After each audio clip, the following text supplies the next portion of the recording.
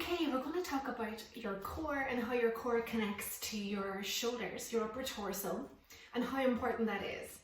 So a lot of people, when they come into my classes from referral of friends or physios, they come in and they say, Suzanne, I want to strengthen my core. I want to strengthen my abdominals.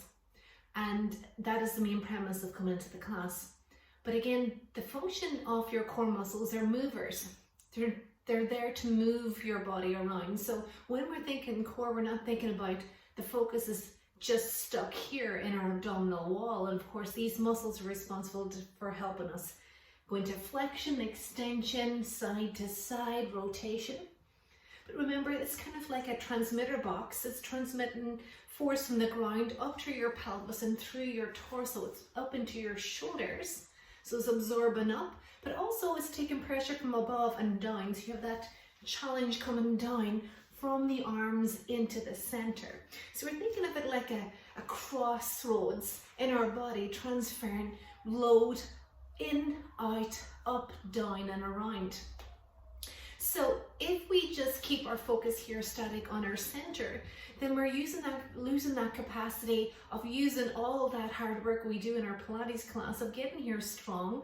But how do we use it? How do I use it in day-to-day activities so it's more purposeful and I can get a little better at moving and moving well?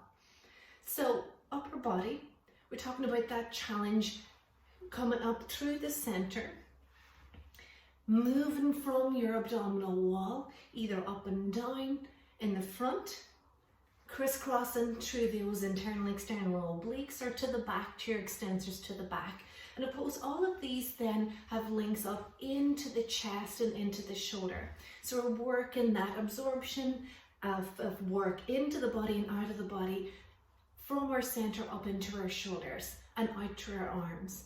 So now we're getting that bigger expansion of that energy through our torso, shoulder and up into the hand, having that connection, that proprioception connection from the hand right down into the body. So what happens if we get a little stuck anywhere movement wise? We're feeling a little bit of stiffness or a little staticness. Well, we might find that transmission then gets a little stuck or a little achy in certain points. Maybe it's because we're sitting all day, maybe in front of the computer, and we find we're a little stuck here.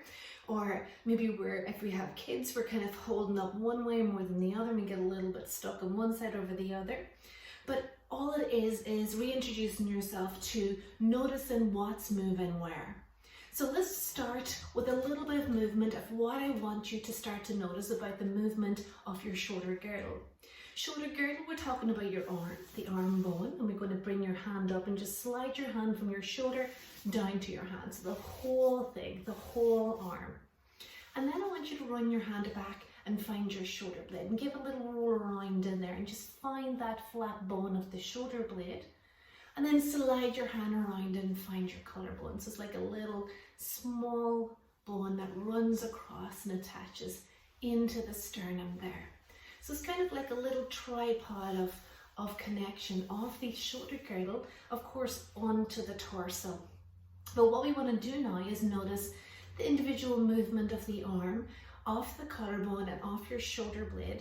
And you're going to take some time and focus on each and notice, can you get a little bit more movement somewhere?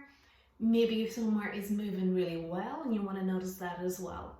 So let's start with thinking that the arm is like a heavy coat hanging on a coat hanger from here. So let that arm feel nice and heavy. And then we start